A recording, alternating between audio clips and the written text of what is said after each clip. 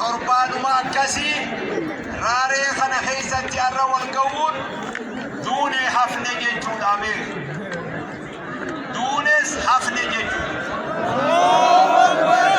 Itti fufiinsa diin akkuma sahaabaan nabii keenyarraa fuudhetti sallallahu alaihi wasallam nutis ulamaa'ota irraa fuudhee dhaloota nu boodatti hafetti dabarsina. Harkarraa harkatti osoo lafan buune osoo bukkeen takkatti qabanne harkarraa harkatti dabarsina jechuu agarsiisa guyyaan irraa inshaallah.